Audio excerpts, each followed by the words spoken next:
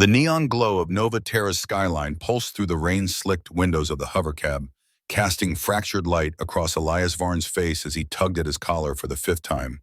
His best friend Kyle Rin had orchestrated this a blind date at the Stellar Atrium, the most exclusive rooftop haven in the city. Elias caught his reflection in his phone's screen, raking a hand through his tousled brown hair.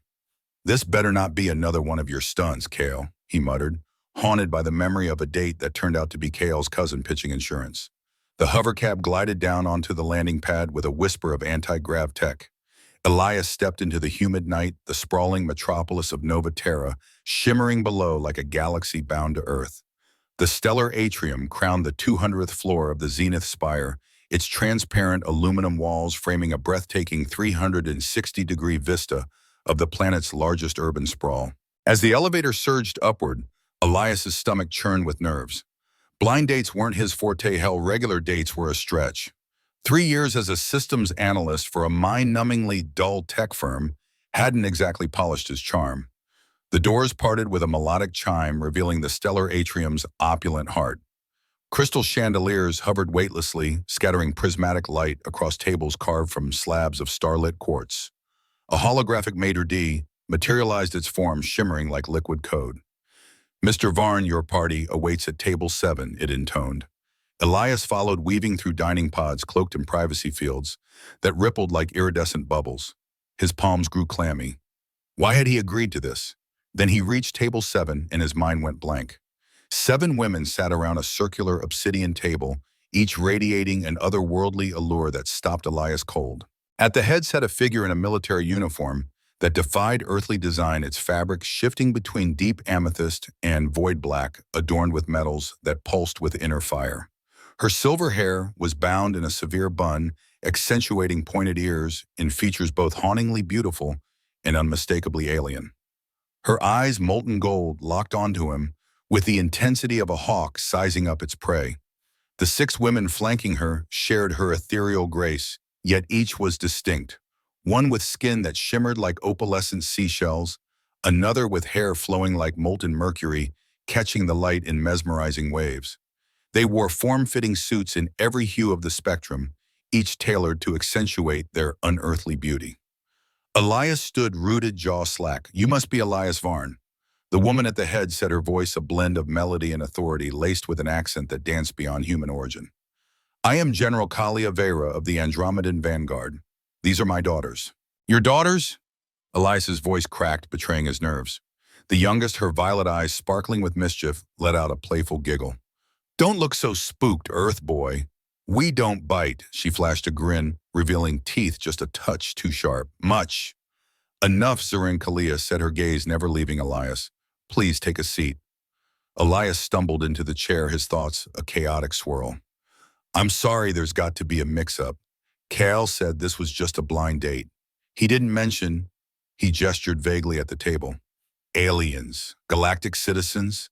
The daughter with mercury hair corrected her tone, sharp with mock offense. "How quaintly provincial."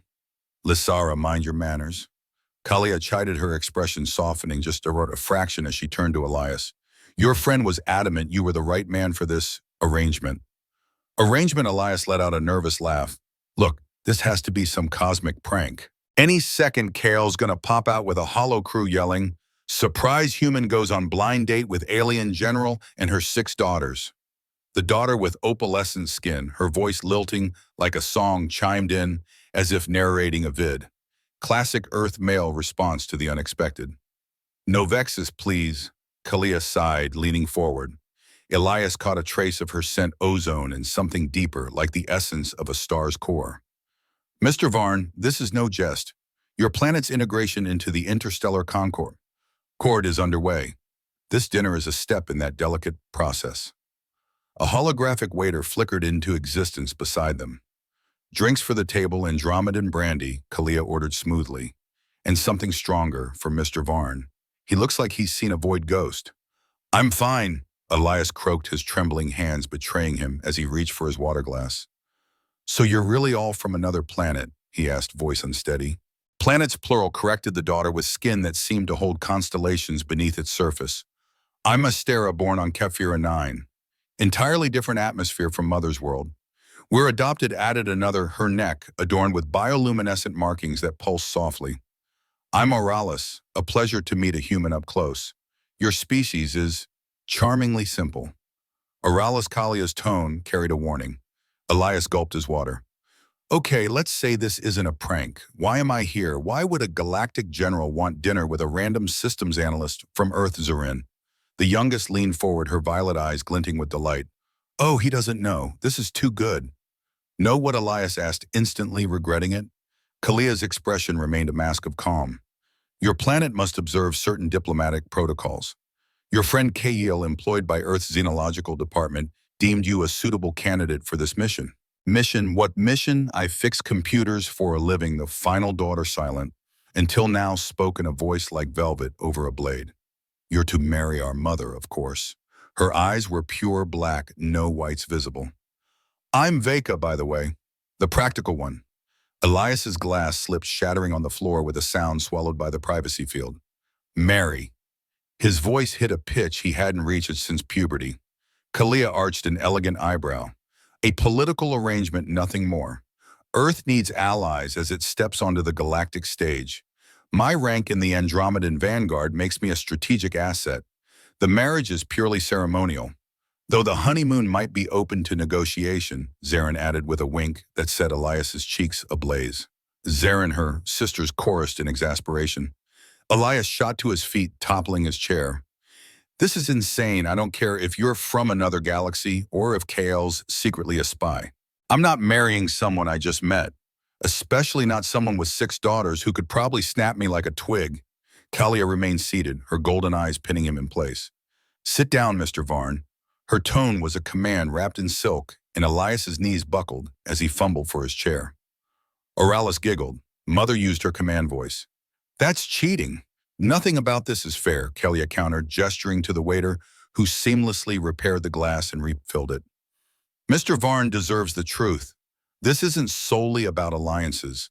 Forces in the galaxy would see Earth subjugated or annihilated before it joins the Concord. Her voice lowered heavy with implication. My position offers protection, but it demands legitimacy. Like a husband, Lasara added with a helpful nod. Elias's head spun. Why me? There are billions of people on Earth. Why not someone important, someone ready for this? Because you're a nobody, Veka said bluntly. No offense. Plenty taken, Elias muttered. Kalia silenced her daughter with a glance.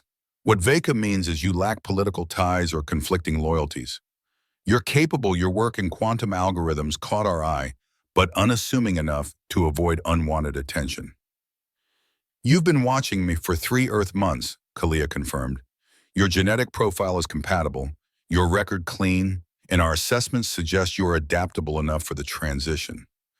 Transition to what? Before she could answer, Kalia's demeanor shifted. Her hand touched her ear where an invisible comm device hummed. Her eyes narrowed, and she spoke in a language like crystalline chimes played in reverse. What's wrong? Astera asked, her star-freckled skin pulsing with worry. Kalia rose in a single fluid motion. Proximity alert. 3 ships just emerged from hyperspace near Earth's moon. Her gaze locked on Elias, chilling him to the core. Our enemies know of this meeting. Enemies? Elias's voice was a squeak. An explosion shook the zenith spire, the lights flickering as floating chandeliers crashed to the floor. Through the transparent walls, Elias glimpsed angular, predatory ships slicing through the clouds, their forms painful to behold. Time to move, Kalia declared, conjuring a weapon that looked like a fusion of rifle and tuning fork. Her daughters snapped into formation, each drawing similar arms from what Elias swore were evening purses. Go where he demanded, survival instincts finally kicking in. With us, obviously, Zarin said, her grip like iron on his arm. Unless you'd rather chat with the Vorath Nexus about why you're dining with their public enemy number 3. Public enemy number 3. Mothers killed a lot of Vorath, Novexus said with a cheerful grin as the window behind them shattered inward. Kalia spun her weapon, unleashing a beam of twisted light that struck a creature clawing through the breach. It resembled a spider forged from shattered glass and nightmare, shrieking as it dissolved into ash. Move, she commanded. They ran. Elias swept along by 7 galactic women who moved with the precision of a military unit, despite their elegant attire. They wove through panicking diners, dodging energy blasts that scorched smoking craters into the walls. "I just wanted dinner," Elias shouted as they burst through an emergency exit. Maybe some awkward small talk, not an alien invasion. "Technically, you're the alien here," Oralis pointed out, yanking him behind cover as a blast seared the air where his head had been. Kalia tapped her wrist, and the space before them shimmered a sleek ship materializing from the void. A sleek, predatory ship materialized from the void, its hull gleaming with a menace that screamed extraterrestrial. A ramp unfurled from its underbelly like a tongue of dark steel. Everyone aboard Kalia commanded, her voice cutting through the chaos. She turned to Elias, and for a fleeting moment, her golden eyes flickered with something like compassion. "I'm sorry, Mr. Varn. This evening has veered far from the plan." "You think?" Elias snapped as another explosion rocked the zenith spire closer now. Through the shattered windows, grotesque creatures swarmed, limbed monstrosities with teeth sprouting from unnatural places. Kalia's tone remained steady, as if they were still sipping brandy at the stellar atrium. "The offer stands. Come with us, and I'll keep you safe. Stay, and the Vorath Nexus will rip every secret of Earth's defenses from your mind before liquefying your organs." "They'll what now?" Elias's voice cracked with dread. Lasara seized one of his arms, Zarin the other, their grips unyielding. "Time for an executive decision, Earthboy," Zarin said, with a grin that was half tease, half threat. They hauled him up the ramp, and as the ship's doors sealed, Elias caught a final glimpse of Nova Terra's skyline ablaze with alien fire, the city's glow swallowed by destruction. Inside, the astral elegy thrummed with barely restrained power, its interior a symphony of sleek curves and pulsating light. The daughters dispersed to their stations, their evening gowns shimmering into combat suits, with a mere thought fabric flowing like liquid metal. Kalia claimed the pilot's seat, her hands dancing across controls that seemed more sculpted art than technology. "Strap in," she ordered. Elias fumbled with the harness of a passenger seat, his fingers clumsy with adrenaline. "Where are we going? Away from here," Kalia replied, initiating launch. The ship ascended with eerie grace, defying the pandemonium outside. "Your old life is over, Mr. Varn. I regret that. But if it's any consolation," she added, her voice softening, "your new one will be far more extraordinary." "I don't want extraordinary," Elias protested, his voice tinged with desperation. "I want my boring apartment, my cat, my normal human life." "Should we tell him about Starpaws?" No Vexus whispered to Astera, a mischievous glint in her eye. "Tell me, what about Starpaws?" Elias demanded. Heart-lurching. "Your cat's fine," Kalia said, executing a maneuver that sent Elias's stomach into his throat. "We moved him to a safe house 3 days ago. He's dining on premium tuna." "You kidnapped my cat," rescued Veka corrected sharply. "The Vorath would have used him as leverage." Through the view screen, Elias watched Earth dwindle to a fragile blue marble against the infinite black. The weight of his unraveling reality crashed over him. "I think I'm going to pass out," he announced, voice faint. "Totally normal," Zarin assured him, her tone almost cheerful. "Most species lose it on their first hyperspace jump." Their first, what Kalia's hands wove over the controls, and space itself began to warp reality, folding like starlit origami. "Welcome to the galaxy, Mr. Varn," she said, as they plunged into a cosmic maelstrom, light and shadow twisting in impossible ways. "Try not to scream," Elias screamed anyway. He awoke to his heartbeat pounding like a war drum in his ears. For a disorienting moment, he couldn't place himself. Then it all flooded back, alien dinner explosions, hyperspace. He bolted upright, instantly regretting it, as his head spun like a malfunctioning gyro. "Easy, Earth boy," Zarin's voice came from his left, laced with her signature mischief. "First jump's a gut punch. Your species isn't built for dimensional folding." Elias blinked, vision clearing. He lay on a surface that felt like a bed but looked like a cloud of frozen light, softly radiant. The room around him was a study in fluid design, its walls pulsing faintly as if alive. Through a viewport, unfamiliar stars glittered in constellations that defied Earth's skies. "Where are we, medical bay of the astral elegy?" Zarin replied, perched on a hovering chair, her combat suit clinging to every curve like a second skin. "Mother's flagship. You've been out for 6 hours. 6 hours," Elias swung his legs off the bed cloud, fighting dizziness. "We have to go back. Earth's under attack. Earth is fine." Kalia's voice cut through, sharp and authoritative. She stood in the doorway now, clad in a functional Andromedan uniform that somehow amplified her intimidating presence. The Vorath raid was precise, aimed at capturing you, not invasion. Your planet's defense grid held. Defense grid? Elias blinked. Since when does Earth have a defense grid? Kalia glided into the room with the effortless grace her daughter shared. Since about 5 years ago, your governments have been preparing for first contact longer than you'd think. And no one told us. Would your people have handled it well? She asked, one silver eyebrow arching. Your history says otherwise. Elias couldn't argue that. He glanced down, realizing he was in a sleek black jumpsuit mirroring the crew's attire. Who changed me? Medical drones, Zarin said with a theatrical sigh. Mother wouldn't let us have any fun. Heat crept up Elias's neck. That's probably for the best. Kalia approached, holding a small serpentine device that gleamed like liquid silver. Mr. Varn, we need to discuss your situation.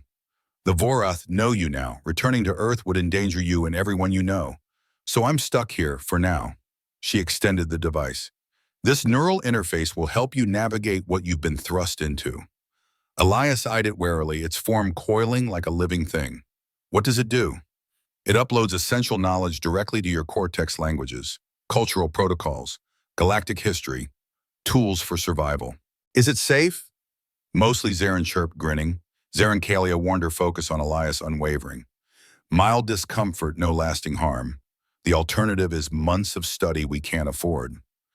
Elias took the device, surprised by its warmth. Why the rush? Because in roughly 72 hours you must convince the interstellar Concord our marriage is genuine. The device slipped from his fingers. Kalia caught it without glancing down. The political arrangement I mentioned. It's been registered with the Concord as of 3 hours ago. You got us engaged while I was out. Engaged, she corrected, her tone calm but firm. The ceremony is in 3 days if we survive that long. Elias's head spun, and he hadn't even touched the neural interface yet. This is madness, he said, voice rising. You can't just declare someone engaged. There are laws, consent, basic human rights, all of which apply on Earth. Kalia said coolly.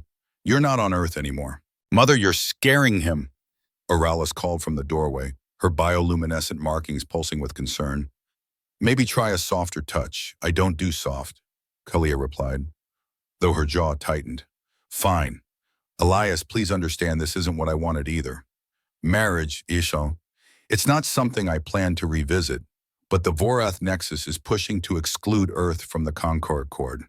They want your planet's resources, and they'll take them by force if Earth lacks protection.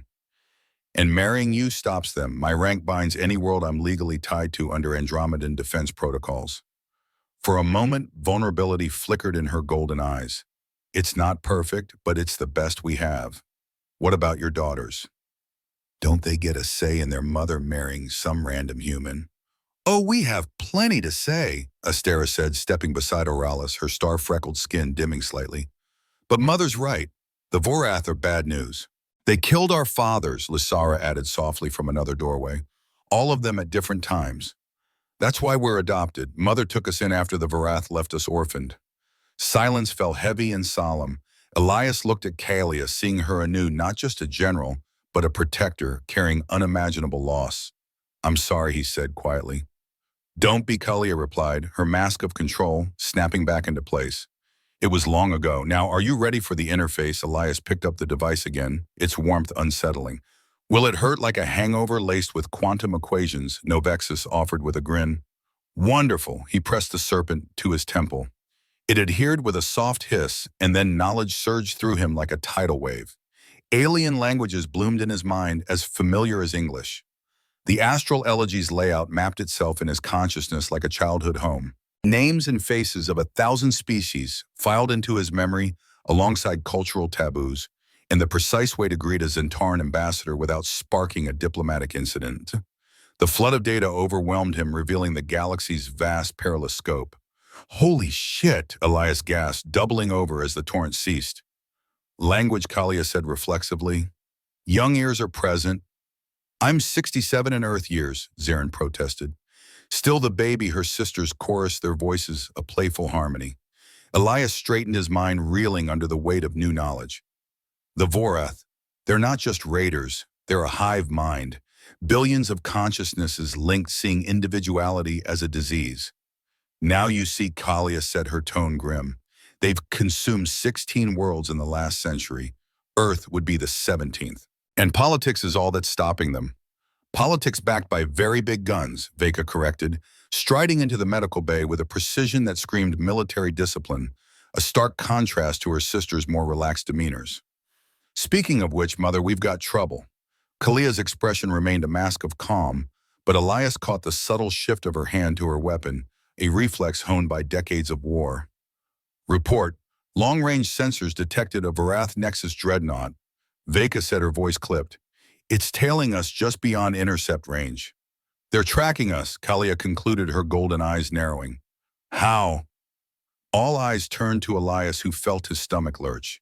Me, he squeaked, voice betraying his panic.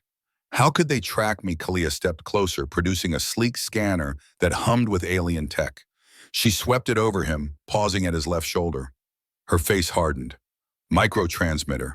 Subcutaneous. Planted during the restaurant attack. They put something under my skin. Elias's voice rose. Get it out. Can't, Kalia said flatly. It's bio-locked. Removal would kill you. Of course it would, Elias muttered, slumping against the bed cloud. Because this day wasn't already a galactic dumpster fire. We could go dark, Veka suggested, her tone measured. Hide in the Magellan cloud until no Kalia cut her off. They'd anticipate that. We proceed to Pax Harmonia as planned. Mother, that's suicide, Lysara protested, her mercury hair glinting with agitation. One dreadnought against the astral elegy. Which is why we're not fighting, Kalia said, turning to Elias with a glint in her eye that made his blood run cold. How do you feel about learning combat basics? Combat? Elias's voice cracked like a teenager's. I told you I fixed computers. The most violent thing I've done is rage quit a video game.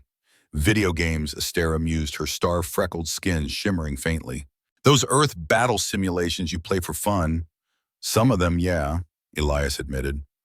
Perfect, Kalia said, a faint smirk tugging at her lips. The principles aren't so different. Zarin, take him to training, Deck 4. Teach him weapons and defensive basics. Why do I need to fight if we're not fighting? Elias asked, bewildered. Kalia was already heading for the door. Because we're boarding them first, Elias stared after her jaw slack. I'm sorry we're doing what? Boarding the dreadnought, Novexus, chirped her sing-song voice, unnervingly cheerful. Sneak in, disable their tracking systems, maybe blow some stuff up. Standard Tuesday. It's Thursday, Oralis corrected, her bioluminescent markings pulsing. Space Thursday or Earth Thursday. Does it matter? Elias threw up his hands. Hold on. You want me, a systems analyst who just learned aliens exist, to help board a ship full of hostile, hive mind monsters? Not help, Kalia said from the doorway, her tone unrelenting. Lead, you're the one they're tracking. Where you go, they follow. We need that predictability. She paused, her gaze softening slightly. Besides, you said you fix computers. The Vorath use a crystalline matrix for navigation. Can you break it? Despite the terror clawing at his chest, Elias felt a spark of professional curiosity ignite. Crystalline matrix, like quantum lattice structures, similar but laced with organic components. That's actually fascinating, he admitted, then caught himself. No? Wait, still terrifying, mostly terrifying. Training Deck 4, Kalia commanded. 1 hour. We'll drop out of hyperspace near a nebula to mask our approach. She turned to her daughters, her voice steel. Full combat load. This is a live operation. The sisters dispersed with military precision, leaving Elias alone with Zarin. So she said, flashing a grin that revealed her 2 sharp teeth, ready to learn how not to die. Do I have a choice? Nope. She grabbed his arm, her grip firm but playful. Come on, Earth boy. Time to see what you're made of. The training deck was a cavernous marvel, its surfaces reshaping at will. Zarin tapped a control panel and the floor softened into a spongy texture as walls rose to form a dynamic obstacle course. First lesson, she announced, tossing him a weapon that resembled a crystalline water pistol, its surface pulsing faintly. Point and shoot. That's it. Well, also try not to shoot yourself or me. Especially me. She brandished her own weapon, a sleek plasma caster. Low setting won't kill, but it'll sting like hell. Ready? No. She fired. Elias yelped, diving behind a barrier as a bolt of purple energy sizzled past his head, singeing the air. Lesson 2. Zarin called, her voice brimming with glee. I lied about the low setting. For the next hour, Elias stumbled, rolled, and scrambled through grueling scenarios, each more punishing than the last. Zarin was a relentless instructor, her sharp commands tempered by an infectious enthusiasm. By the end, Elias could hit moving targets barely and had developed a healthy paranoia for checking corners. Not bad, Zarin conceded during a water break, her violet eyes appraising him. You'll probably still die, but you might take a few of them with you. Comforting, Elias said, wiping sweat from his brow. Can I ask you something, Shoot? Why are you all so okay with this? Your mother marrying a stranger? Zarin's playful demeanor dimmed her gaze, growing distant. You know about our fathers, what the Vorath did. Yeah, Elias said softly. Mother saved us. Zarin continued, her voice quiet but fierce. Each of us from worlds the Vorath obliterated. She didn't have to. An Andromedan general adopting war orphans from lesser species. It was a scandal. She shrugged, but her eyes betrayed a deep loyalty. She raised us, trained us, loved us in her own way. So if she says marrying you keeps Earth safe, keeps other kids from losing everything, we trust her. Even if she's marrying someone she doesn't love. Love, Zarin's laugh was tinged with sadness. Earthboy love is a luxury in war. But who says she doesn't? Before Elias could process her words, alarms blared through the astral elegy. Battle stations. Kalia's voice echoed, dropping out of hyperspace in T-minus 5 minutes. Showtime, Zarin said, her combat persona snapping into place like a switch. Let's get you suited up. The armory was a whirlwind of controlled chaos, a symphony of clinking weapons and whirring tech.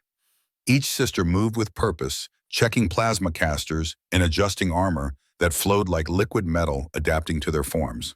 Kalia stood at the center, orchestrating with crisp efficiency. Elias, she called, gesturing to a wall that parted to reveal a suit tailored for him, its design echoing the sisters but subtly unique. He stepped forward, and the armor enveloped him like living mercury, molding to his body with a faint hum. Reactive armor, Kalia explained. It'll stop most energy weapons and adapt to kinetic impacts. Try not to test its limits. Wasn't planning to, Elias muttered. Plans change. She handed him a plasma caster and a device that looked like a smartphone fused with a spider, its legs twitching faintly. Hacking module, she said, pre-programmed with Vorath security protocols. Get it to their navigation core. Just that easy, huh? Elias quipped, voice dripping with sarcasm. Kalia stepped closer, her voice low and steady. I know this isn't what you signed up for, but my daughters trust you. So do I. How do you know? Because you're here, she said, her golden eyes searching his. You could have refused. The neural interface demanded we take you back to Earth despite the risk. But you didn't. Why? Elias hesitated, grappling with the question. Honestly, I don't know. Maybe because, for once, what I do matters. Or maybe I'm just too terrified to think straight. Fear keeps you alive, Kalia said, a rare warmth in her tone. Use it. Dropping out of hyperspace, Veka announced from her station. Reality twisted the viewports, revealing a monstrous ship that loomed like a cathedral forged from knives and shadow. The Vorath dreadnought dwarfed the astral elegy, its hull crawling with weapon emplacements that pulsed with malevolent intent. They haven't spotted us yet, Lysara reported from sensors. Nebula interference is cloaking our signature. Launch positions, Kalia commanded. We're not here to fight. Get and disable their tracking. Get out. Elias stays with me at all times. I get a babysitter. Elias tried to joke, his voice shaky. You get the most dangerous woman in 3 galaxies watching your back. Novexus corrected with a grin. Try to keep up. They moved to the launch bay where a stealth shuttle waited, its sleek form nearly invisible against the void. As they boarded, Elias caught Kalia checking her weapon with a practiced flick. Nervous, he asked. Always, she admitted, her voice low. Overconfidence kills more soldiers than enemy fire. Not exactly reassuring. It wasn't meant to be. She took the pilot's seat. Strap in. Stealth approach means no inertial dampeners. The shuttle launched with ghostly silence, gliding through space like a specter. The dreadnought grew larger, its twisted architecture revealing itself as something not built, but grown as if birthed from nightmares in the abyss. Docking in 30 seconds, Kalia announced. Weapons hot. Expect resistance immediately. Define resistance, Elias said, gripping his plasma caster. Everything on that ship trying to kill us, Kalia replied. Oh, good, Elias muttered, was worried it might be tricky. Zarin laughed. I like him, Mother. Can we keep him if he survives? He's not a pet, Zarin. Kalia snapped, though Elias caught the faintest upturn of her lips. The shuttle attached to the dreadnought's hull with a soft thunk. Kalia activated the breach cutter, carving an entry in seconds. Go, go, go. They poured into a corridor that looked like the inside of a diseased throat, its walls pulsing with bioluminescent veins that cast an eerie glow. The air reeked of ozone and decay, heavy and oppressive. Navigation core is 3 decks down. Veka reported, her scanner glowing faintly. Multiple life signs converging on us. Then we move fast, Kalia said, taking point, her weapon sweeping the grotesque corridor. Elias, stay close. They advanced with lethal precision, the sisters moving as a single unit, their coordination flawless despite the chaos. Elias struggled to keep up his crash course combat training, feeling woefully inadequate. The first Vorath appeared around a corner, a writhing mass of tentacles and eyes that defied comprehension, their presence a visceral assault on the senses. Kalia's weapon sang, reducing it to smoking gel with a single shot. Contact front, Aurelis called, as more creatures emerged, oozing from the walls themselves. The corridor erupted into chaos energy beams, lancing through the air in deadly arcs. The sisters engaged the Vorath with ruthless efficiency, their plasma casters painting the walls with light and destruction. Elias fired at anything that twitched too much, shocked when his shots actually connected. Push through, Kalia commanded, carving a path with precise, devastating blasts. They fought deeper into the ship, each level more grotesque than the last, the architecture a nightmare of organic decay. Elias tried to ignore the way the floors squished beneath his boots, or how the walls seemed to watch them, their bioluminescent pulses tracking their every move. There, Lysera pointed to a massive door, its surface crawling with writhing luminescent symbols that pulsed like a heartbeat. Navigation core, Veka Novexus. Hold this position, Kalia ordered, her voice cutting through the din of battle. Everyone else inside. They breached the core room, stepping into a nightmare of organic technology. Crystalline structures sprouted from floor to ceiling, their jagged forms throbbing with data streams that resembled infected veins glowing with a sickly light. At the center loomed a console, half machine, half living tissue, its surface quivering as if alive. That's disgusting. Elias observed, his stomach churning at the sight. Less commentary, more hacking. Kalia snapped, taking position at the door, her plasma caster sweeping the corridor for threats. Elias approached the console, pulling out the spider-like hacking module. It sprang to life, skittering onto the organic interface and burrowing in with a soft, wet squelch. Holographic displays erupted around him, projecting code that seared his eyes with its alien complexity. This'll take a few minutes, Elias said, his fingers dancing over interfaces the neural download had barely prepared him for. We don't have minutes, Zarin warned, her voice tense as explosions rumbled from the corridor closer now. Sweat beaded on Elias's forehead as he worked faster, his mind wrestling with the Vorath code, a chaotic blend of programming, viral DNA, and raw, screaming madness. Yet beneath the insanity, he glimpsed patterns, mathematical constants that transcended species, grounding him in something familiar. Got it, he announced as the tracking subroutine revealed itself, a glowing knot of data. I can disable it, but Kalia's voice was sharp, her eyes never leaving the door. It'll trigger a core meltdown. We'll have maybe 5 minutes before the ship blows. Kalia didn't hesitate. Do it. Elias initiated the shutdown, his heart pounding as he pressed the command. Alarms shrieked through the dreadnought, a cacophony of mechanical wails and organic screams that clawed at the senses. Time to go. Kalia grabbed Elias, her grip firm, as the room began to quake. They burst back into the corridor where Veka and Novexus were holding off waves of Vorath, their plasma casters painting the air with deadly light. Ship's going critical, Kalia shouted, fighting retreat to the shuttle. What followed was the longest 5 minutes of Elias's life. The Vorath attacked with desperate fury, their hive mind unity fraying as their ship died around them. The sisters fought with breathtaking skill, moving as a single unbreakable unit, covering each other with precise lethal efficiency. Elias found himself in the heart of their formation, protected, yet not useless, his plasma caster adding bursts of fire to their defense. There, the breach point loomed ahead, a sliver of hope amidst the chaos. They dove through just as an explosion rocked the dreadnought, the shockwave nearly knocking them off their feet. The shuttle detached with a lurch, Kalia pushing the engines to their limits as the massive ship began to tear itself apart behind them. "Hold on," she warned, her hands executing maneuvers that defied the laws of physics. The dreadnought erupted in a silent bloom of light and debris, a cataclysmic flower unfurling in the void. The shock wave hit, sending the shuttle tumbling through space, stars and sisters blurring in a kaleidoscope of chaos.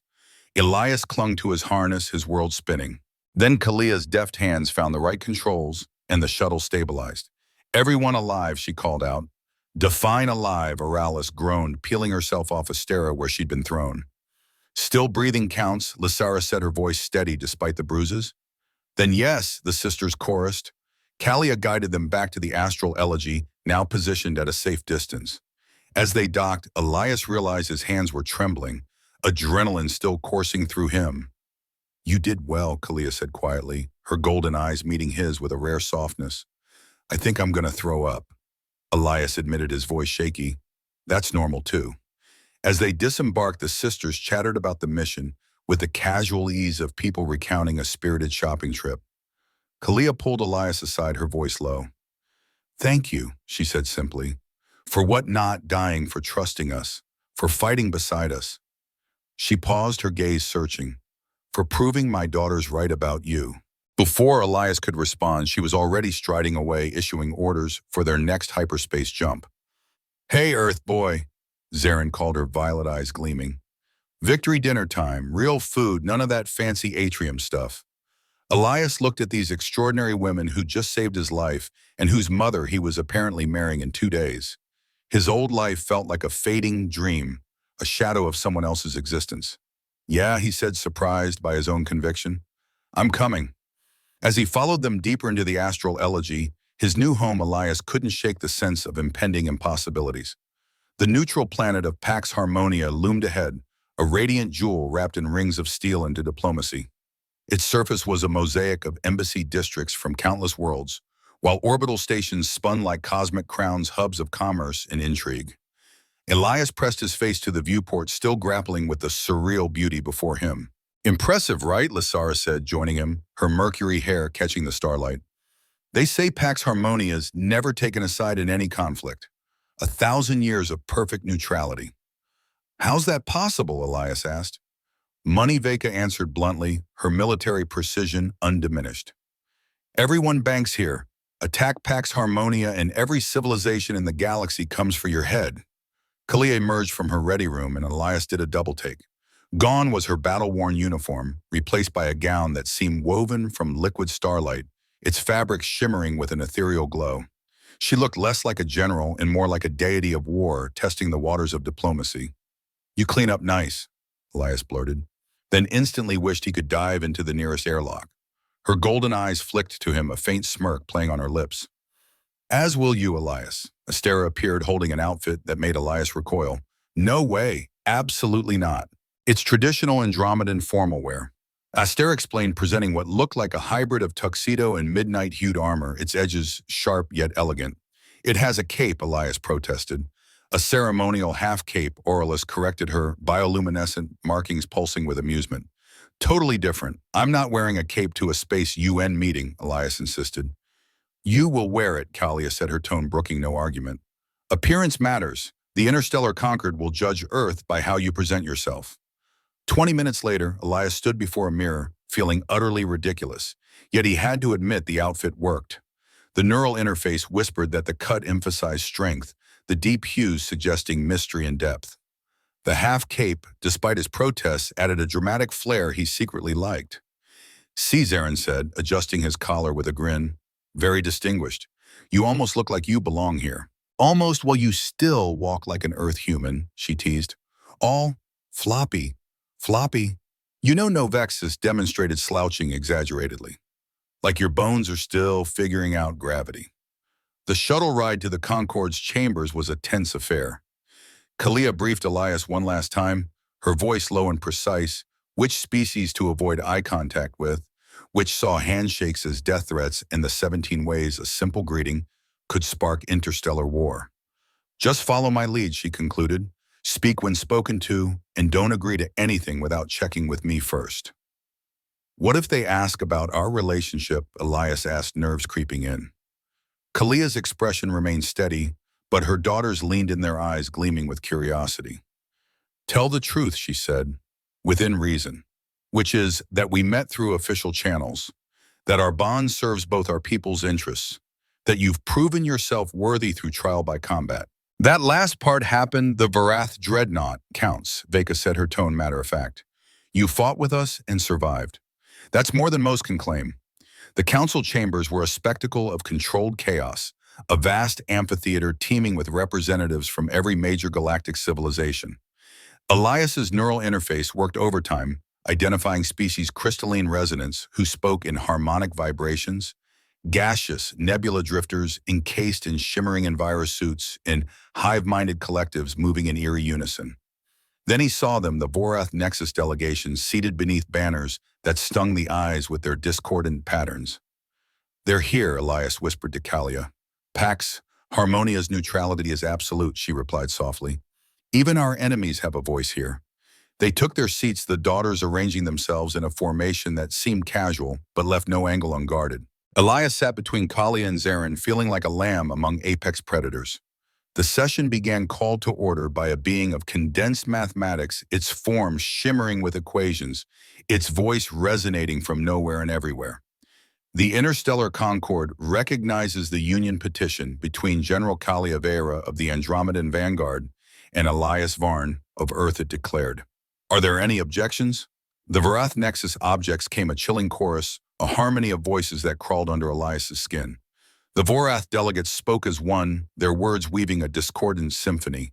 This union is a blatant attempt to bypass Earth's probationary status.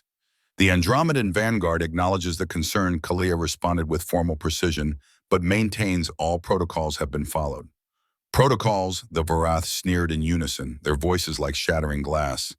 Earth has been in galactic contact for less than one solar rotation.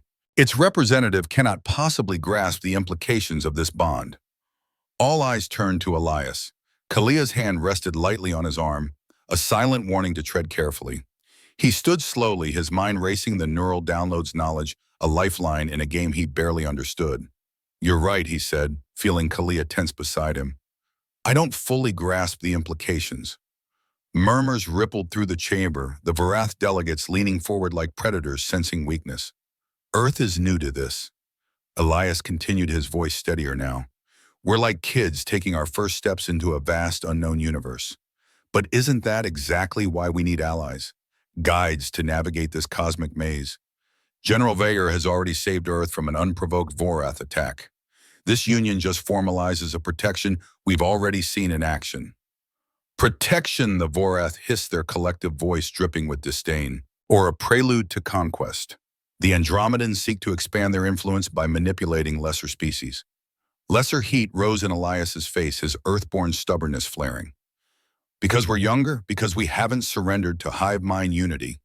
My people have a saying, diversity is strength. The Vorath delegates huddled, their whispered conference buzzing like a swarm of digital wasps, a chilling cacophony that set Elias's nerves on edge. At last they spoke as one, their voices a discordant harmony. We accept the topic. Elias glanced at Kalia, her expression an unreadable mask of control, though her daughters' faces betrayed a mix of horror and reluctant admiration. Earth's worthiness for protection. Elias declared, his voice steadier than he felt. I'll argue we deserve alliance status. You argue we don't. The winner's position becomes the Interstellar Concord's recommendation. Agreed, the Vorath intoned. Present your opening argument, human. Elias took a deep breath, his heart pounding. 3 years of pitching quarterly reports to boardroom suits had honed his skills, but this was no corporate conference room. Still, a presentation was a presentation. Earth produces what no other world can. He began, his voice carrying across the amphitheater. Our chaotic individuality breeds innovation. In just 5 years since first contact, we've adapted alien tech in ways that stunned even our mentors. He continued, gaining confidence. Our art, our music, our stories. They're spreading across the galaxy, offering perspectives no hive mind could dream up. He drew a small device from his pocket, a gift from Astera. With a tap, music filled the chamber, wild, soulful jazz, its notes dancing in unpredictable freedom.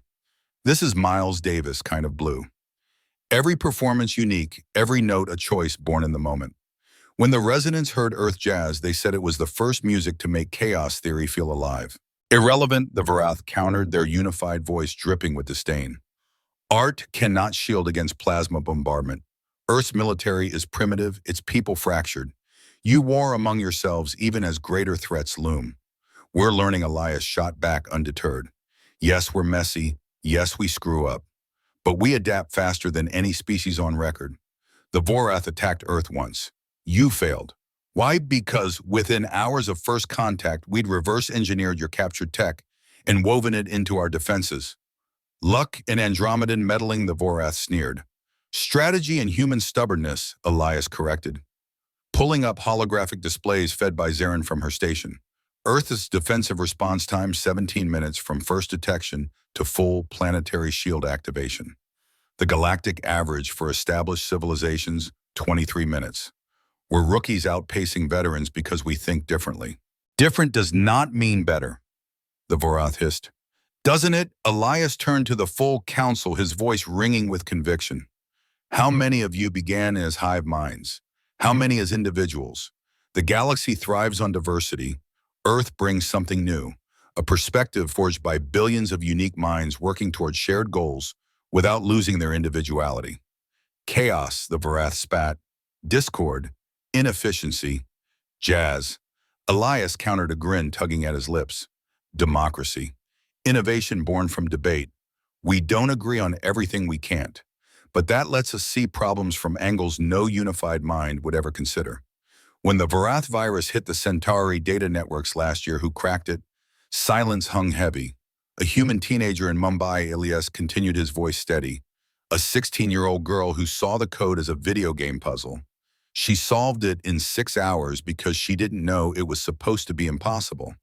One example, the Vorath scoffed. Want more? Elias was in his element now. The adrenaline sharpening his words. The Andromedan Vanguard's new shield harmonics, inspired by Earth music theory. The cure for resonant crystal decay, found by a human doctor who noticed it mimicked an Earth coral disease. We see connections others miss because we're not locked into one way of thinking. Yet you remain violent, irrational, unpredictable. The Vorath pressed. Yes, Elias agreed, surprising the chamber. And that terrifies you, doesn't it? You can predict hive minds model unified civilizations, but you can't predict what 7 billion individuals might do when pushed. He met the Vorath's compound eyes, unflinching. You attacked Earth to stop this union. You exposed your position, lost a dreadnought, and gained nothing. Why? Because you couldn't predict one random human would board your ship, that Kalia's daughters would accept him, that chaos and order could work together. This proves nothing, the Vorath snarled. It proves everything, Elias shot back, feeling Kalia's hand on his arm. Not a warning this time, but a quiet anchor of support. The galaxy faces threats. Pure order or pure chaos, neither is enough anymore. Earth offers synthesis, a bridge between worlds like Andromeda and species you haven't even met. Protect us, and we become the wild card that saves you when predictions fail. And if you fail first, a Vorath delegate challenged. Elias grinned, the same defiant smirk that had carried him through countless impossible deadlines. Then we'll fail in a way no one sees coming. But I don't think we will. Humans do their best work when everyone says we can't. He sat down, adrenaline making his hands tremble, the chamber erupting in a buzz of 100 alien tongues. Compelling arguments from both sides, the mathematical moderator declared after several tense minutes, its form pulsing with calculated light. The interstellar concord will now vote. All in favor of Earth's protected status through the proposed union. Lights flickered across the chamber, green for yes, red for no. Elias watched the tally climb, his heart thundering. It was close, too close for comfort. Final count 347, in favor 298 against 72, abstaining, the moderator announced. The motion passes. Earth's protection under Andromedan treaty law is recognized pending the union ceremony. The Vorath delegates rose as one, their synchronized movements chillingly precise.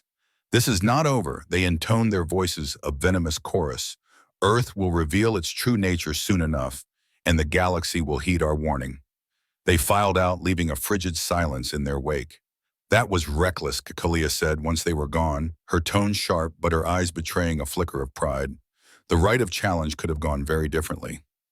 But it didn't, Elias replied, still riding the adrenaline high. We won. You won? Orlis corrected, her bioluminescent markings pulsing with amusement. That was actually impressive. For a human. High praise, Zarin laughed, nudging him. Mother, your future husband's got some bite after all. Kalia stood smoothing her starlight gown with practiced grace. The ceremony's tomorrow. We should... Alarms blared through the chamber, cutting her off. The mathematical moderator pulsed urgently, its voice echoing. Security breach in Section 7. All delegates are advised to evacuate. The lights died, plunging the chamber into darkness. Kalia's voice sliced through cold and commanding. Formation Delta, protect the primary. Before Elias could ask what that meant, the daughters surrounded him, their bodies forming a living shield, each movement precise despite the chaos. Emergency lighting flickered on, revealing pandemonium. A shadow moved through the chamber, bending light around itself like a cloak of void. Assassin drone Veka identified, her voice low and steady. Vorath design, but not Vorath control. Someone else is pulling the strings. The shadow struck a blade of pure darkness, slashing where Kalia had stood moments before. She moved like liquid starlight, drawing a weapon from her gown's hidden folds, its blade gleaming with lethal intent. Get him out, she commanded her daughters. Now, that's an order. The daughters moved as a single lethal unit, half of them engaging the assassin drone, while the others hustled Elias toward an exit. Through flashes of chaos, he caught glimpses of Kalia's battle, her movements fluid and deadly, her weapon carving trails of radiant light through the air. The shadow drone countered with mechanical precision, its dark blade slicing with relentless intent. We can't leave her, Elias protested, his heart hammering. We follow orders, Lysara said grimly, her grip on his arm unyielding as she pulled him along. Mother can handle it. An explosion rocked the chamber, shaking the crystalline walls. When the smoke cleared, Kalia was on one knee, her starlight gown, torn golden blood streaming down her arm, shimmering like liquid fire. Mother Zarin broke formation, charging back, her violet eyes blazing with defiance. The assassin pivoted, its blade rising toward her. Elias didn't think he acted. His plasma caster was in his hand, firing before his mind caught up. The shot struck the drone's core, shattering its light-bending cloak. For a fleeting moment, the assassin was revealed, a grotesque amalgam of blades and sensors wrapped in technology that twisted the eye. Kalia surged forward, her own blade finding the drone's heart. It collapsed in a cascade of sparks and screeching metal, its death throes echoing through the chamber. Secure the area, Kalia ordered, her voice strained but commanding. I want to know who sent this thing. She swayed, her strength faltering. Elias caught her before she fell, stunned by how light she felt despite her formidable presence. Just a scratch, she muttered, her golden eyes flickering. Mother, you're bleeding out, Astera said, her star-freckled skin paling with worry. That blade was vibro-edged. Medical team incoming, someone announced. As the chaos settled, Elias held Kalia, her golden blood staining his ceremonial outfit, its half-cape now smeared with the evidence of battle. She looked up at him, those impossible eyes meeting his. Twice now, she said softly. What? Twice you've saved me. That's going to be a hard one to explain to my command staff. Yeah, well, Elias managed a weak grin, breaking through his nerves. Can't have my fiancé dying before the wedding. People would talk. Kalia laughed, a rare, genuine sound, then winced as the medical team arrived, their instruments humming. Sir, we need to... He stays. Kalia commanded, her voice brooking no argument. My future husband has earned that right. As they worked on her wounds, Novexus leaned close to Elias, her voice a conspiratorial whisper. You realize what you just did, right? You saved the most decorated general in Andromedan history in front of the entire interstellar Concord. Is that good or bad? Elias asked, his mind still reeling. Depends, Zarin chimed in, grinning with those two sharp teeth. Can you handle being famous? Famous, Elias's voice cracked. Every newsfeed in the galaxy just saw a human nobody take down an assassin to save Kalia Vera. Zarin said, her eyes gleaming. Hope you're ready for your close-up, Earth boy. Elias looked down at Kalia, who despite her wounds was already interrogating security about the breach, her voice sharp and authoritative. Her daughters formed a protective circle, and this time they included Elias without hesitation, as if he'd always belonged. I think he said slowly, my definition of ready needs a serious overhaul. Welcome to the galaxy, Veka said, her tone carrying a rare hint of approval. It only gets weirder from here. As if to prove her point, the mathematical moderator's voice echoed through the chamber. Given the circumstances, the Concord moves to expedite the union ceremony. If both parties agree, the bonding will occur in 6 hours. Kalia pushed herself up, ignoring the medic's protests, her resolve unshaken. Agreed. All eyes turned to Elias. 6 hours. In 6 hours, he'd be married to an Andromedan general whose daughters could probably kill him with a flick of their wrists, a woman he'd known for less than 3 days, and whom he'd just saved from an assassination attempt likely tied to their union. His old life, the quiet apartment, the predictable bomb, the mundane human existence felt like a distant memory, someone else's story. Agreed, he heard himself say, his voice steady despite the chaos in his mind. The chamber erupted in a flurry of alien tongues, but Elias barely noticed too, consumed by wondering what impossibilities awaited next. Knowing his luck, it'd probably involve more explosions. Strangely, he was starting to be okay with that. The drop from orbit was a violent descent, the damaged shuttle screaming through the atmosphere of an unnamed planet, trailing fire and debris like a dying comet. Elias gripped his harness, knuckles white, as Kalia wrestled the controls, her injured arm trembling with each movement. Brace for impact, she shouted over the roar of failing engines. The wedding ceremony mere hours ago felt like a fever dream, a blur of alien rituals, shimmering beams of binding light, and vows spoken in languages older than Earth itself. They'd barely left the reception when a Vorath Nexus ambush struck their convoy. The astral elegy had taken critical damage, forcing them to abandon ship. The shuttle slammed into the planet's surface like a meteor, carving a glowing furrow through a forest of bioluminescent trees that shimmered like crystal. Metal shrieked, systems failed, and then silence. Elias's ears rang, his vision swimming. Through the cracked viewport, he glimpsed an alien sky painted in hues of purple and green, 2 moons staring down like unblinking eyes. Sound off, Kalia commanded, her voice rough but steady. Alive, Zarin called, followed by confirmations from her sisters. Define alive, Aralis groaned, her voice laced with pain. Everything hurts. Pain means you're breathing, Veka said, already checking her weapons with mechanical precision. Mother, your arm will heal, Kalia said, unbuckling herself and testing her weight, her face tight with effort. We need to move. The crash beacon will draw scavengers. They stepped into air thick with copper and ozone, the forest pulsing with eerie light, its crystalline trees reaching toward a turbulent sky. In the distance, Elias heard a sound, half wind, half something, alive and breathing. Where are we, he asked, helping Novexus pry supply crates from the wreckage. No, Kalia admitted, her eyes scanning the horizon. The nav computer was fried in the attack. We're somewhere in the abyssal zones based on stellar positions. Abyssal zones. Elias didn't like the sound of that. Why does that sound bad?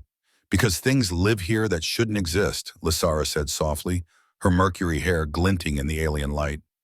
Old experiments failed colonies. Ships that entered and never returned. Wonderful honeymoon destination, Elias muttered, his sarcasm masking his unease. Zarin laughed undeterred. Look at it this way, it's memorable. A sound tore through the forest, a guttural blend of a roar and a machine's death throes. The bioluminescent trees flickered, their light shifting in warning patterns. Defensive positions, Kalia ordered, her voice snapping like a whip. Astera, what can we salvage? Emergency supplies. Some weapons, a basic shelter module? Astera replied, her star-freckled skin glowing brighter, a stress response Elias was learning to recognize. The comm system slag, no calling for help. Then we survive until rescue finds us, Kalia said, turning to Elias. Stay close. This planet, I've heard stories. They work swiftly, erecting a defensible camp against the shuttle's wreckage using the shelter module. As the alien night fell far too quickly, Elias noticed the forest come alive with sounds that defied description, each one tightening his nerves. First watch rotation, Kalia announced. Veka and Lysara then. You need to rest. Elias interrupted, surprising himself with his boldness. That arm needs time to heal. Kalia's golden eyes narrowed, a spark of defiance in them. I don't need, yes, you do. Elias cut in, holding his ground. You're injured, we're stranded, and you're no good to anyone if you collapse. General or not, you're Andromedan, and you have limits. The daughters watched their silence electric. Few dared challenge Vera, fewer still lived to tell the tale. After a long moment, she relented. Fine, but you stay inside the shelter. Deal. As they settled for the night, Elias found himself sharing a cramped space with Kalia, her daughters guarding the perimeter. The emergency lighting cast eerie shadows, each sound from the forest setting him on edge. You shouldn't have spoken to me like that, Kalia said quietly, her voice low. In front of my daughters. Would you have listened otherwise? A pause. No, then I did what needed doing. Elias said, checking the seal on a medical pack. That's what partners do, right? Look out for each other. Kalia was silent so long, he thought she drifted off. Then softly, I haven't had a partner in a very long time. The daughter's father's alliances, political necessities. Good men, some of them, but not. She trailed off, wincing as she shifted her injured arm. Not partners, Elias finished gently. I get it. Do you? Her eyes found his in the dim light. You gave up everything, your world, your life for a stranger. Why? Outside something howled long and mournful, far too close. Elias considered her question, his voice soft. Honestly, I'm still figuring that out. Maybe because for the first time I was needed for something that mattered. Or maybe he laughed softly, I just couldn't let KL have the last word. Hey, Elias. I set you up on a blind date with an alien general and her 6 daughters would have been impossible to top.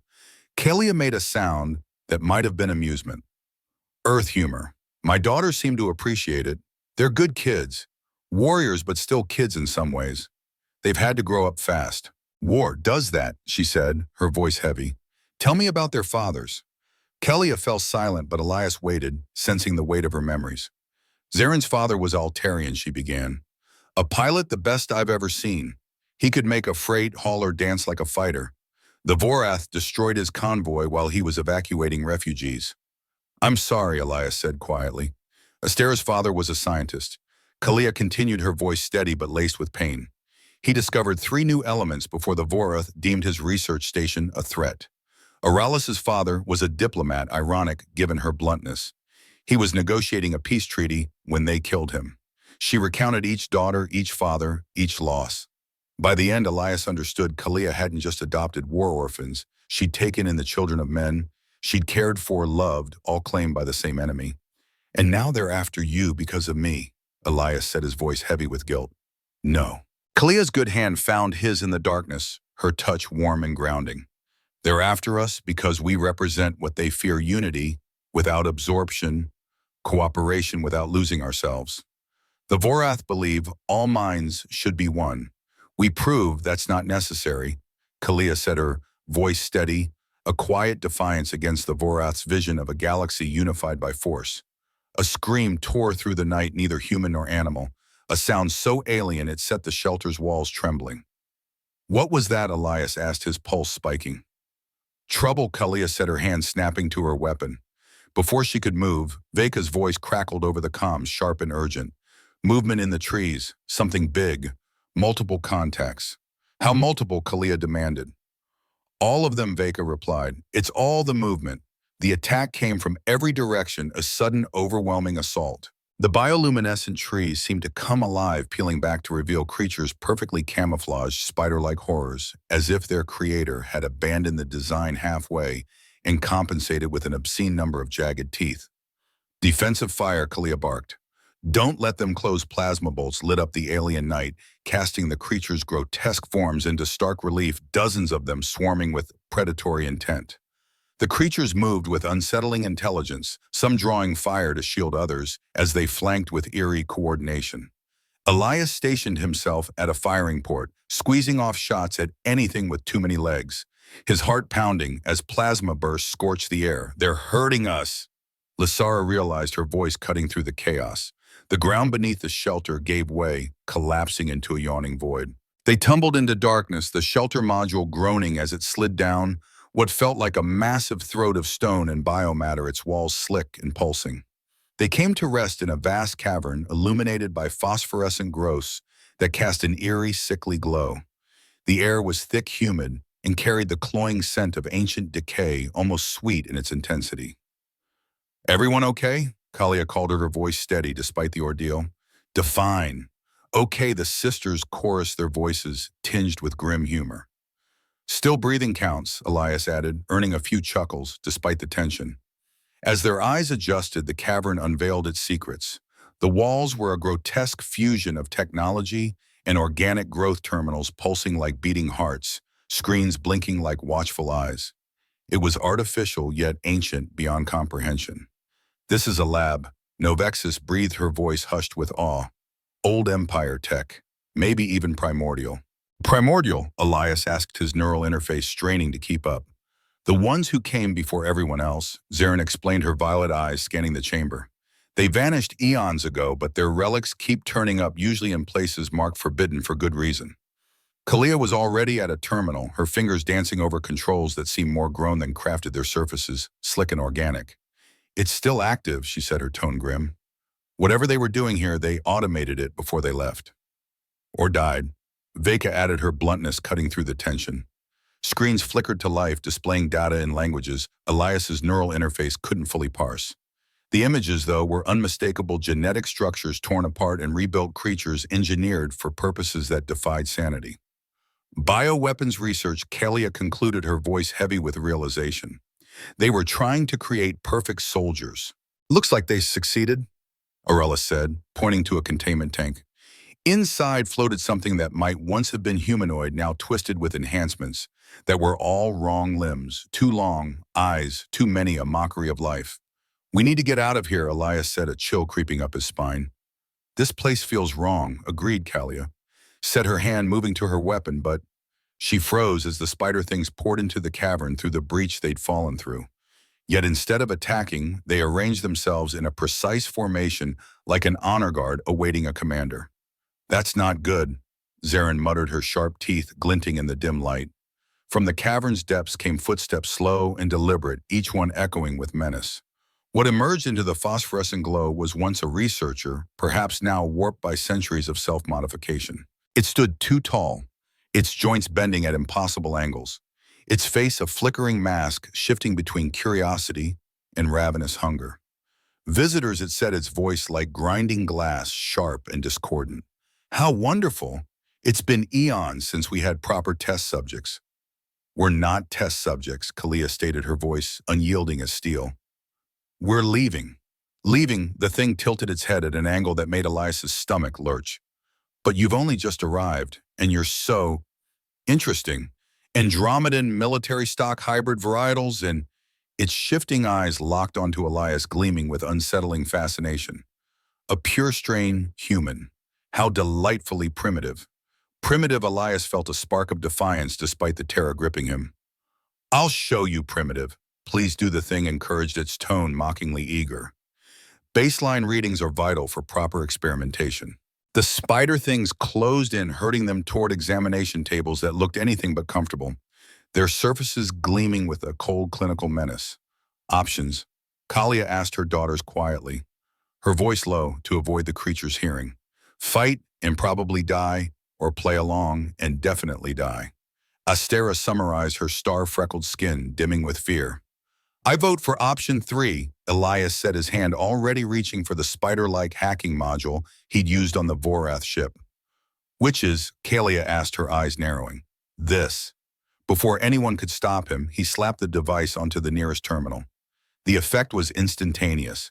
Screens flashed wildly, systems screamed in protest, and the ancient technology's harmony shattered. The researcher thing let out a wail that made everyone's teeth ache, a sound of pure anguished fury.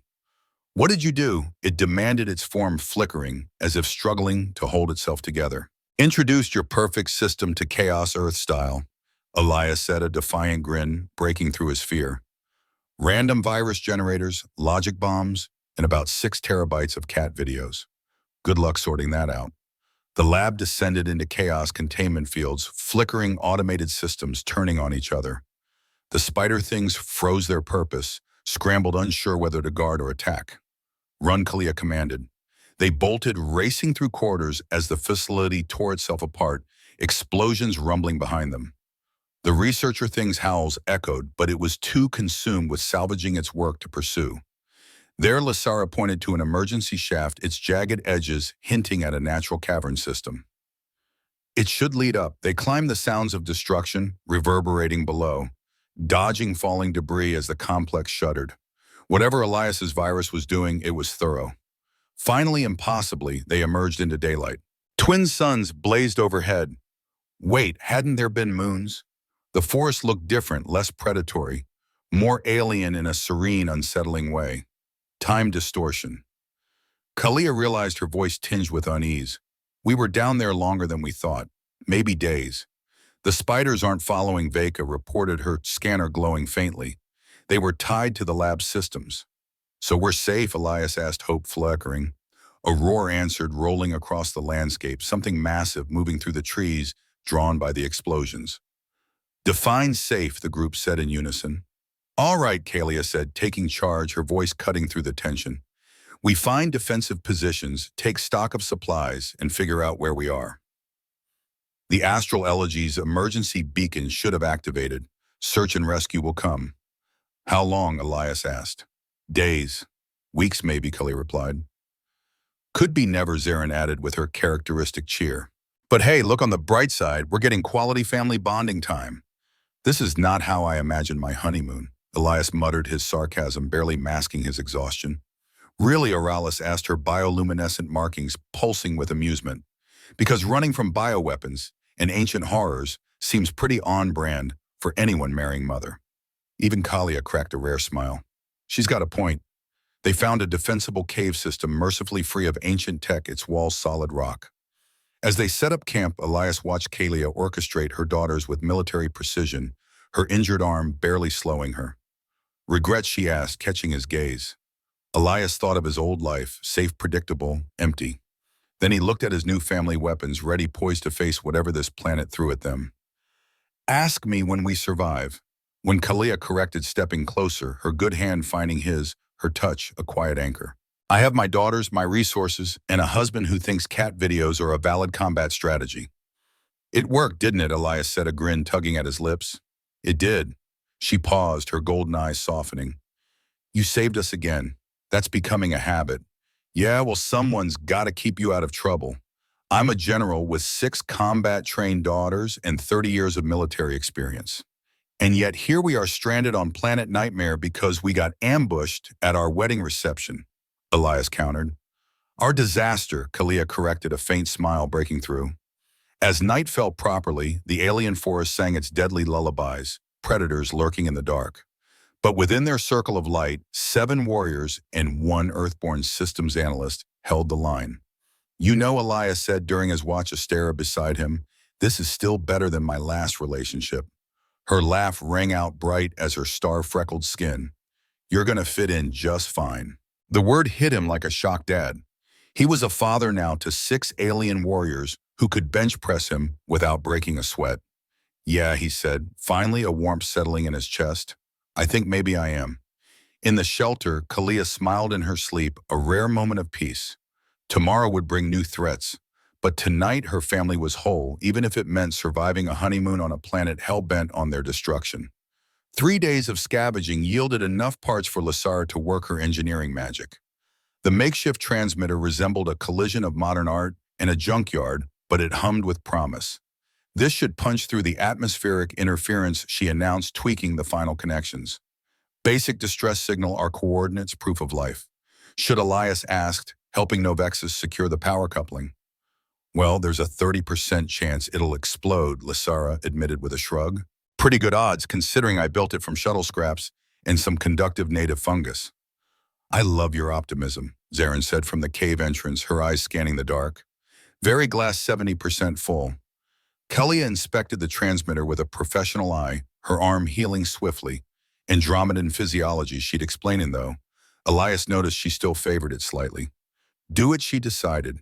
Even if hostiles pick it up, we're no worse off than now. Lasara activated the device. It sparked wine, then settled into a steady pulse, sending a beacon skyward, a fragile thread of hope on their 3rd night in this hostile world. Now we wait, Kalia said, her voice resolute. Maintain defensive positions. Kalia commanded, her voice steady despite the alien knight's ominous chorus. If anyone's listening, the response came faster than expected, the sky igniting with the telltale flares of ships dropping from hyperspace, not one or two, but dozens, their silhouettes blotting out the stars. That's no rescue party, Vega said grimly, her military precision unshaken. That's a fleet. The ships descended like a metallic storm, their angular predatory designs slicing through the atmosphere. Elias recognized them instantly, their forms echoing the horrors that had attacked Earth. Vorath, he breathed dread pooling in his gut. But different. Oralis's bioluminescent markings pulsed rapidly, a stress response. Look at the hull markings. Those aren't standard Nexus designs. Kalia's expression hardened, her golden eyes narrowing. Separatists, a splinter faction that thinks the main Nexus is too soft. Too soft, Elias squeaked, his voice betraying his panic. The regular Vorath want to absorb all sentient life. What does too extreme even look like? The answer came in the form of the landing parties. The beings that emerged were Vorath, but grotesquely altered where the Nexus was unified. In its unsettling uniformity, these separatists were abominations, their bodies sprouting extra limbs, weapons grafted into flesh armor, growing like a living disease. Battle modifications. Astera whispered, her star-freckled skin dimming with fear. They've turned themselves into living weapons. Fall back to the secondary position. Kalia ordered, her voice a blade of authority. We can't fight a fleet. They retreated deeper into the cave system they'd mapped over days, navigating the twisting tunnels with practiced urgency, the sounds of pursuit echoing behind them. The separatists spread out with terrifying efficiency, some tracking on foot, while others deployed search drones, mechanical wasps that buzzed with lethal intent. Why aren't they just bombing us? Elias asked, his breath ragged as they moved. They want us alive, Kalia replied, her tone grim. A human Andromedan marriage. We're either valuable hostages or test subjects for their modifications. I really need to stop asking questions. I don't want answered, Elias muttered. They reached a cavern they'd prepped as a fallback, multiple exits, clear sight lines, enough cover for a last stand. But against a fleet options, Kalia asked her daughters, her voice steady despite the odds. Fight and die heroically. Zarin suggested, her grin defiant. Hide and hope they get bored. Novexus countered, her sing-song voice laced with sarcasm. Actually, Elias said, studying his salvage tablet, its screen glowing faintly. I might have a third option.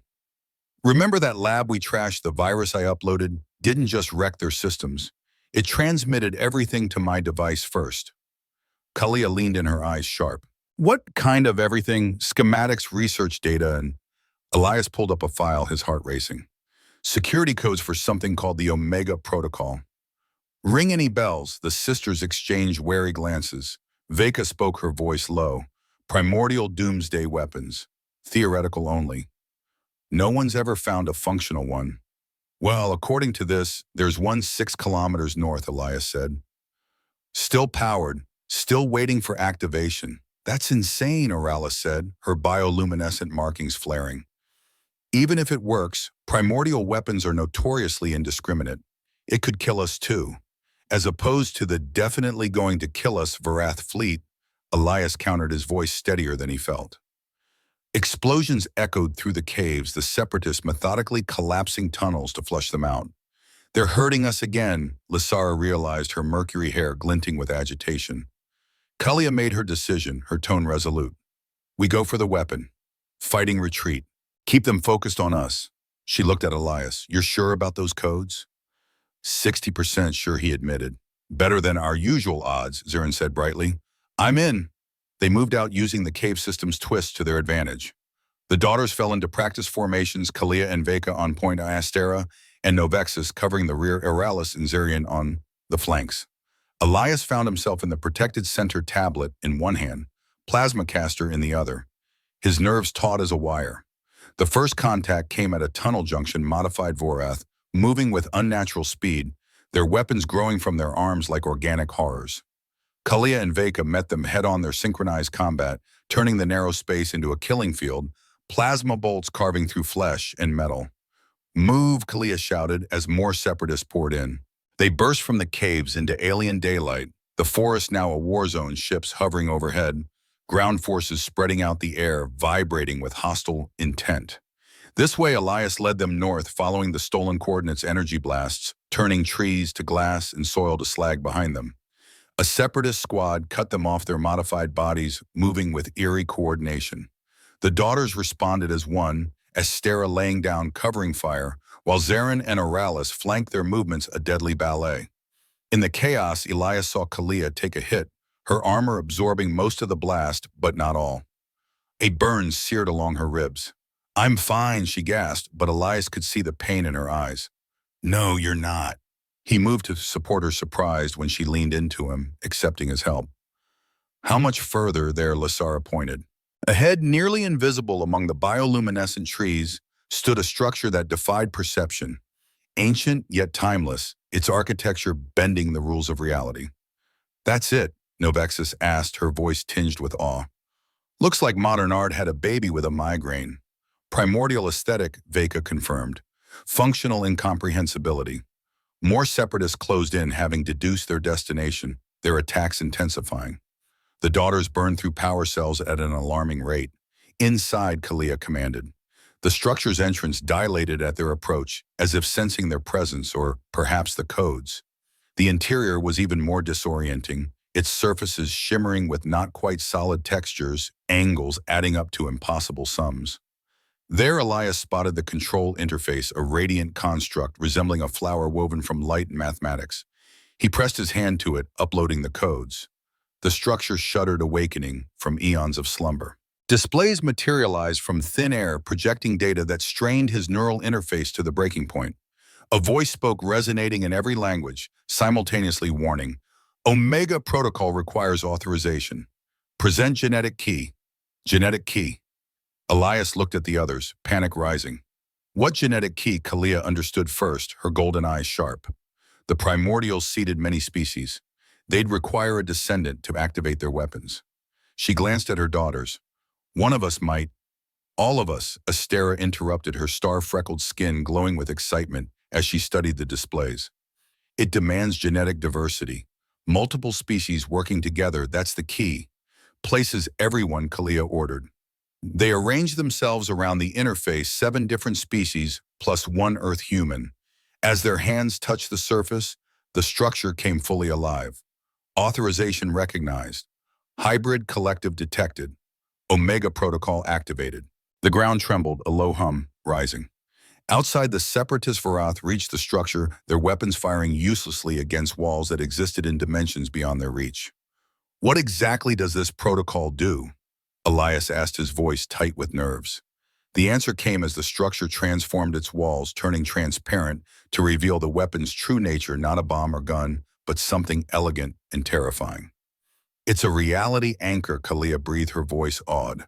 "It forces everything in range to exist in baseline reality, only no hyperspace, no dimensional shields, no biomodifications, relying on exotic physics." Veka's eyes widened. "It levels the playing field completely." The weapon pulsed, a wave of pure reality rippling outward. The separatist Vorath screamed as their modifications failed, their bodies rejecting the unnatural additions. Ships plummeted from the sky, their drives silenced. In seconds, a technologically superior force became mortal vulnerable. "Now we fight," Kalia said with savage satisfaction. They erupted from the structure, catching the disoriented separatists off guard. Without their enhancements, the Vorath were still deadly, but no longer invincible. The battle was brutal, but swift, Kalia's daughters proving why they were elite warriors, even without technological edges. Elias found himself back-to-back with Zarin, covering each other as they fought through separatists, struggling to regroup. "Not bad for a computer guy," she shouted, decapitating a creature with too many eyes, its ichor splattering the ground. "I'm learning," Elias replied, shooting a Vorath reaching for a fallen weapon. "Also, I think I'm going to need therapy after this." "Get in line," Zarin laughed. "Mother's been promising to pay for ours for years." The tide turned. The separatists retreated to ships that wouldn't fly, their communications dead. In desperation, their leader, a Vorath, so modified it was barely recognizable, approached under a makeshift white flag, a piece of hull plating glowing with the bioluminescent surrender patterns. "You have won this engagement," it said, its voice a discordant harmony. But you cannot hold this position forever. The weapon will burn out, reality will reassert, and we will return. Maybe Kalia acknowledged standing tall despite her injuries every inch the general. But by then the interstellar conquered will know what you've done attacking as a diplomatic vessel pursuing us here. You violated every treaty. Treaties are for the weak, the separatist leader spat. The galaxy needs unification, not diversity. Funny, Elias said, stepping forward, his voice steady despite the adrenaline. That's what you said about Earth. But here's the thing, diversity just kicked your unified ass. 7 different species and 1 random human solved a puzzle your collective couldn't crack. You were lucky, the leader hissed. No, Kalia corrected, her golden eyes blazing. We were family. That's something your kind will never understand. The separatists withdrew, limping back to their crippled ships, the immediate threat fading, but the war far from over. As they watched the retreat, the Omega weapon powered down its ancient systems, exhausted, the structure fading back into its extra-dimensional origins. So Oralis said into the heavy silence, anyone else notice we basically won by the power of friendship and diversity? Don't! Veka warned her, tone sharp. Don't make it weird. Too late, Novexus laughed, her sing-song voice bright. We're a walking after-school special. Today on Galactic Families, the power of love defeats space fascists. Even Kalia cracked a smile, then swayed, her injuries and exhaustion catching up. Elias caught her noting how naturally she leaned into him now. We need shelter, he said, his voice firm. Treat injuries, rest. Those separatists will be back with friends.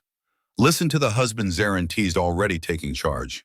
They found a new cave system, mercifully free of ancient labs or cosmic weapons.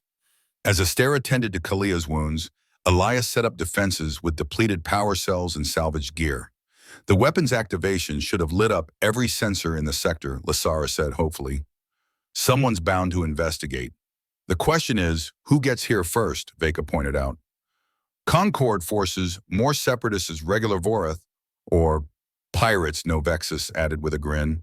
Or, Kalia interrupted, her voice cutting through. We stop borrowing trouble and focus on what we can control. Shifts of 2 4-hour rotations.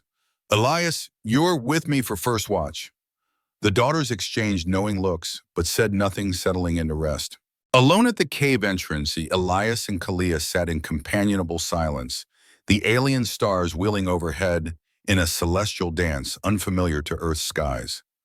Kalia had shed her battle-damaged armor for a sleek undersuit, its simplicity making her seem both more approachable and paradoxically more dangerous, like a blade stripped of its sheath.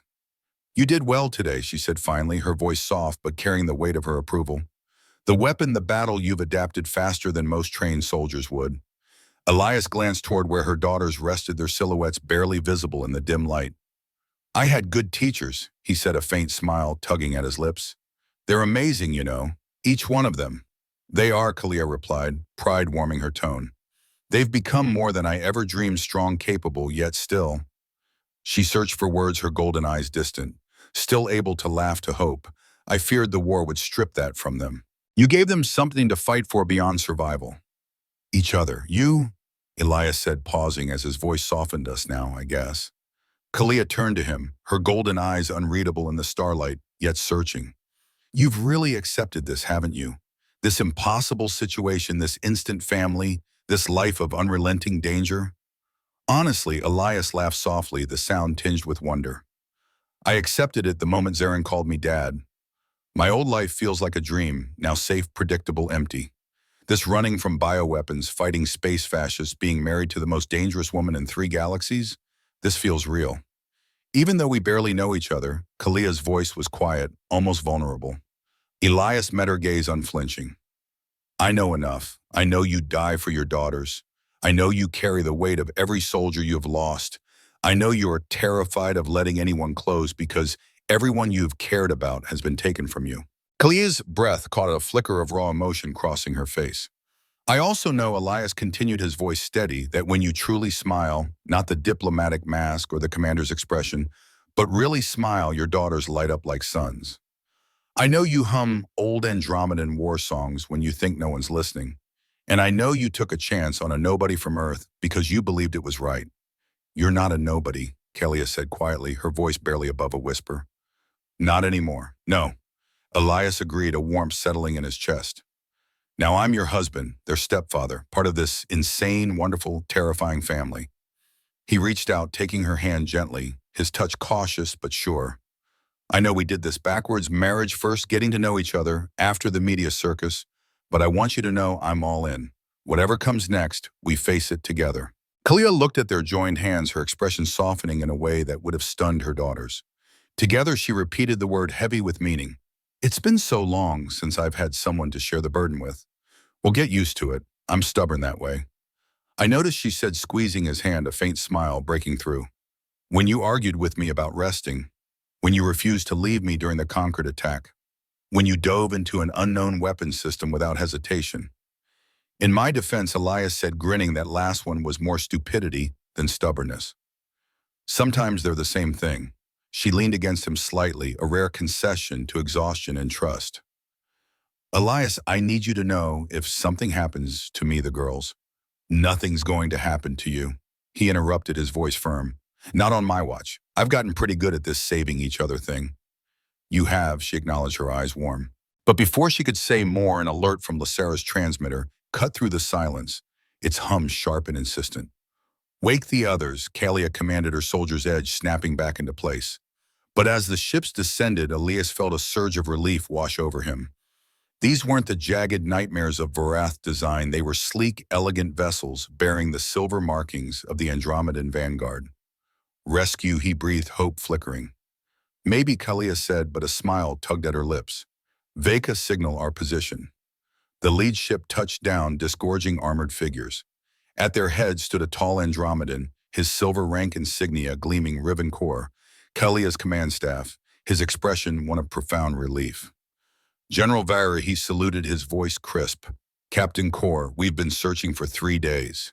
When the Omega activation registered, he shook his head, a wry grin breaking through.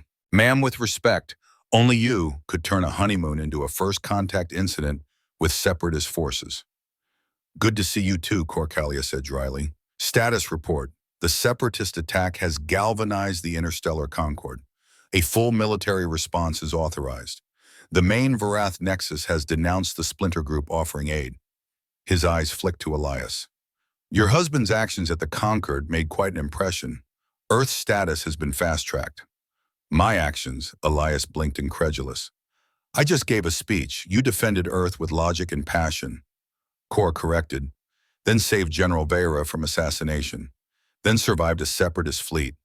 The media is calling you the human hero. A bit sensationalist, but effective for diplomacy. Media, Elias's voice cracked, panic rising. There's media coverage extensive, Kalia confirmed, a hint of sympathy in her tone. Welcome to fame, husband. As they boarded the rescue ships, her daughters chattering excitedly about hot showers and real food, Elias glanced back at the hostile planet that had tried so hard to kill them. Regrets, Kalia asked, echoing her earlier question. No, Elias said firmly, then grinned. Well, maybe one. Which is, we never got to consummate the marriage properly. Kalia's laugh, rare and genuine, echoed through the ship, a sound that warmed him to his core. There'll be time, she said, pulling him close as the ship lifted off. After all, we have the rest of our lives, however long that is, Elias teased. With our track record, I give us at least a week before the next crisis. Kalia said, her eyes sparkling. You're an optimist, Elias quipped. I'm a realist, she countered, glancing at her daughters already plotting their next adventure.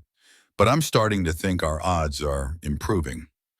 As the planet shrank below, Elias silently agreed. They'd survive bioweapons, separatists, and ancient technology, forging a family in the crucible of crisis. Whatever the galaxy threw at them next, they'd face it together, 8 unlikely souls, the most improbable family in known space. The grand assembly hall of the interstellar Concord gleamed anew, its crystalline walls reinforced with phase shift barriers and reality anchors since the assassination attempt. Elias stood at the witness podium, clad in a formal suit that blended Earth fashion with Andromedan military elegance, a wedding gift from Astera, miraculously intact after their honeymoon ordeal. State your name for the record, the arbiter requested, its crystalline form, chiming with each word, a resonant whose presence hummed with harmonic authority. Elias Varn, citizen of Earth, husband to General Kalia Vara of the Andromedan Vanguard, he declared. The gallery buzzed the human who'd survived. Separatist Vorath activated a primordial weapon and married into one of the galaxy's most formidable families, now a galactic celebrity. Elias tried to ignore the dozens of recording devices trained on him. Mr. Varn, the prosecutor, began a Zentauran with too many arms and an attitude to match its facial tentacles, twitching with disdain. You claim the separatist attack was unprovoked, yet records show you deliberately transmitted your location while knowing hostile forces were in the sector. We transmitted a distress signal. Elias clarified, his voice steady, after being shot down by those same hostiles. Are you suggesting we should have quietly died instead? Ripples of amusement spread through the gallery, the Zentauran's tentacles darkening with irritation. You then accessed and activated a primordial weapon, potentially destabilizing the entire sector, to defend ourselves against a fleet trying to kill us. Yes, Elias said, meeting the prosecutor's multiple eyes unflinchingly. The alternative was capture and modification by beings who think grafting weapons into living flesh is a good idea. Objection, came a harmonized voice. The Vorath Nexus representative, pointedly not a separatist, rose, its presence chilling. The mainline Nexus does not endorse such modifications. Noted, the arbiter chimed. Continue. The questioning dragged on for hours, dissecting every moment of their ordeal. Through it all, Elias could see Kalia. In the observer section, her daughters arrayed around her like an honor guard. She gave him a subtle nod of encouragement when the prosecutor grew particularly aggressive. Let's discuss your rapid integration into galactic society, the Zentauran said, shifting tactics. Less than a week from first contact to marriage. Rather convenient, wouldn't you say? Convenient, Elias laughed, the sound sharp with disbelief. I've been shot at, crash-landed, hunted by bioweapons, and nearly absorbed by a hive mind. If that's convenience, I'd hate to see complicated. Yet you gained citizenship in one of the galaxy's most powerful military organizations, the prosecutor pressed. I gained a family, Elias corrected, his voice firm.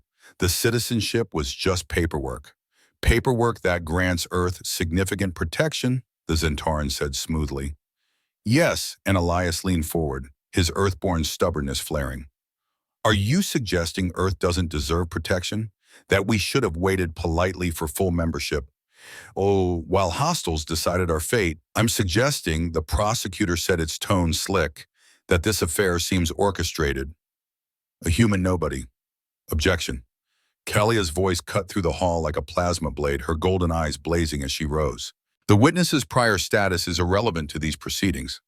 General Vera, the arbiter, warned, its crystalline form pulsing. You are here as an observer only.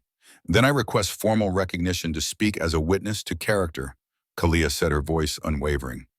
The hall stirred. Kalia Vera rarely made such requests, and when she did, the galaxy listened. Granted, the arbiter chimed. Take the secondary podium.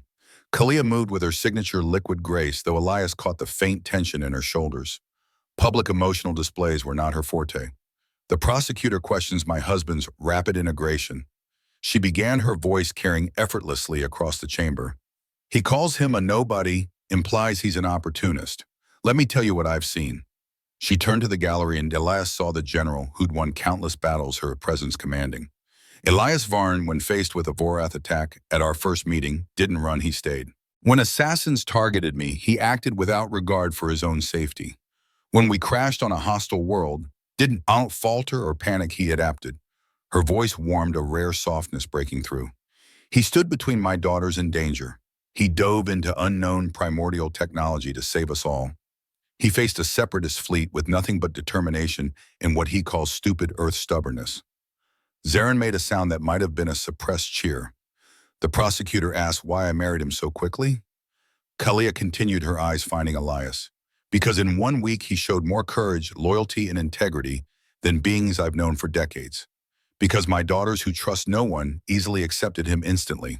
Because when the galaxy showed him its worst, he responded with his best. She turned to the prosecutor, her gaze unyielding. Earth may be new to the galactic stage, but if Elias Varn represents humanity's potential, the interstellar Concord would be fools to reject them. The hall erupted in discussion, a cacophony of alien tongues. Kalia returned to her seat amid the chaos, her daughters greeting her with proud smiles.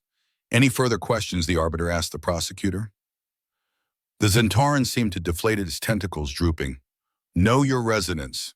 Then we call the next witness, the arbiter declared. Zarin Vera. Elias watched awestruck as each of Kalia's daughters took the stand. Zarin spoke of his bravery with her trademark humor, her violet eyes sparkling. Astera detailed his quick thinking with the primordial weapon, her star-freckled skin glowing with conviction.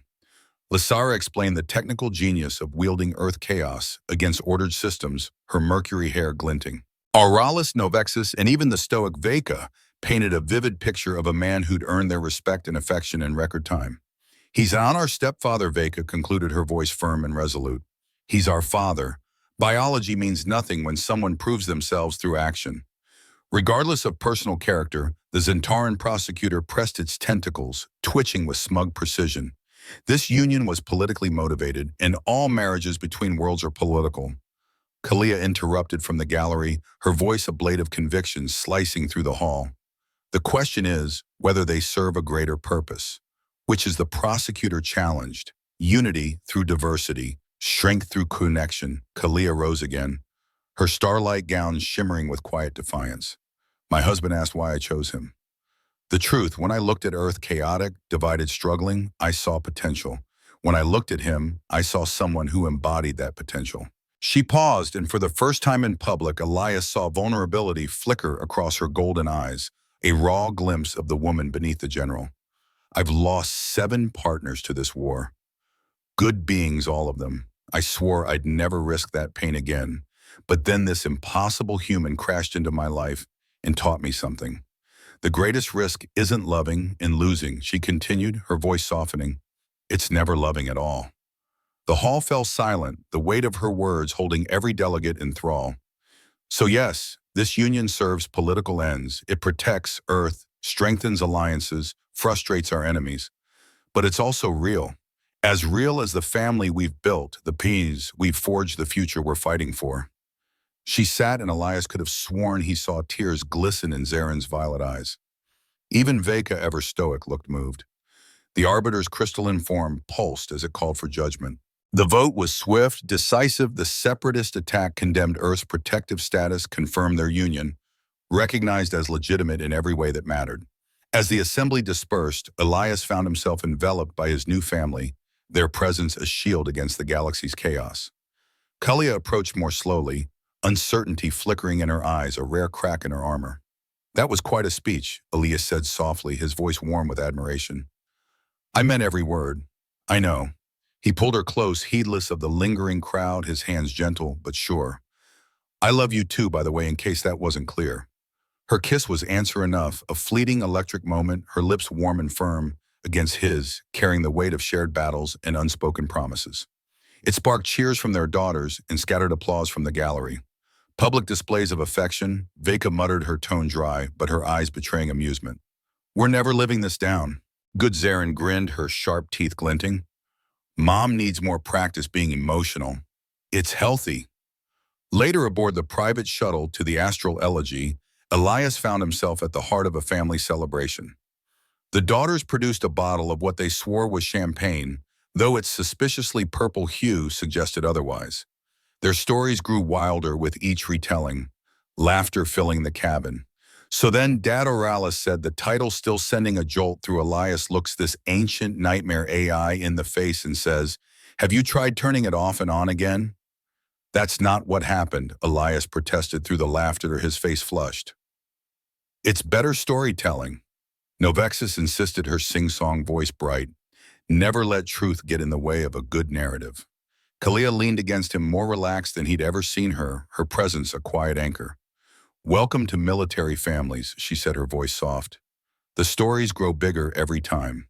By next year, I'll have defeated the separatists single-handed, Elias teased. While juggling, Astera added, her star-freckled skin glowing with mischief. Don't forget the juggling. A communication chime cut through the revelry. Riven Core appeared on the shuttle's main screen, his expression grave.